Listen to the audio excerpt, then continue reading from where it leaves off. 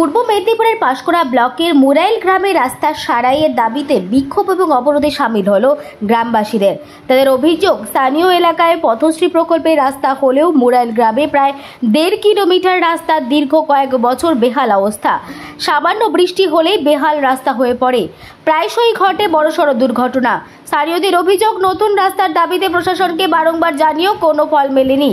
সম্প্রতি বৃষ্টিতে বেহাল অবস্থায় মুরাইল গ্রামের রাস্তা, তাই আজ সকাল 11টা থেকে গ্রামবাসীরা পথ অবরোধ শুরু করে বিক্ষোভ দেখায়। গ্রামবাসীদের দাবি, অবিলম্বে প্রশাসনকে এই রাস্তা তৈরি করতে হবে। প্রতাপপুর 1 নম্বর গ্রাম পঞ্চায়েতের উপপ্রধান মুফলেশ্বর দত্ত জানায়, গুরুত্বপূর্ণ রাস্তার ব্যাপারে প্রশাসনকে বহুবার বলা হয়েছে, কিন্তু রাস্তা না হওয়ায় গ্রামবাসীরা রীতিমতো ক্ষুব্ধ, তাই সকাল 11টা থেকে রাস্তা বন্ধ রেখেছে। আমরা এই ঢালাইয়ের পর থেকে যেটুকু বাকি আছে রাস্তা, এই রাস্তাটার জন্য প্রচুর অসুবিধা হচ্ছে মানুষের যাতায়াতের জন্য।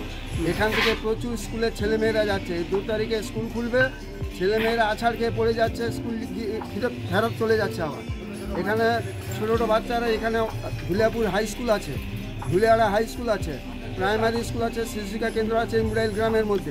প্রতি বছরই এই সমস্যা হচ্ছে প্রতি বছর।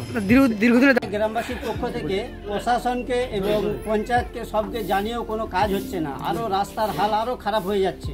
এবং শুধু এই রাস্তায় আমাদের এই গ্রামবাসী নয়, ধুলিয়াপুর পল্লীশ্রী বাণী মন্দির উচ্চ মাধ্যমিকের ছাত্রছাত্রীরা যাচ্ছে এবং ধুলিয়াড়া স্কুলের ছাত্রছাত্রী যাচ্ছে এবং ব্যবসা বাণিজ্য এখানে অনেক কিছু আছে, যার জন্য রাস্তার হাল আরও খারাপ হয়ে যাচ্ছে। এটা কোন জায়গা?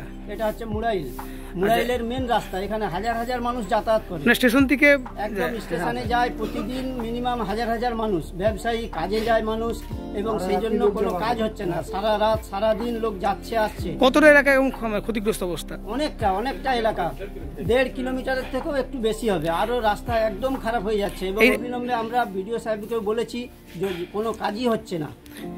এই নিয়ে কি বারংবার বলা হয়েছে? এই তো এই অবস্থা দেখছেন তো, এদিকে দেখান, এদিকে দেখেন তো, পুরো লোকজন অ্যাক্সিডেন্ট হয়ে যাচ্ছে, পড়ে যাচ্ছে। আমরা তো প্রশাসন থেকে, অঞ্চল থেকে বলে বলে নাজেহাল হয়ে যাচ্ছে। এরকম কতদিন চলবে? দুর্ঘটনা ঘটছে প্রায়।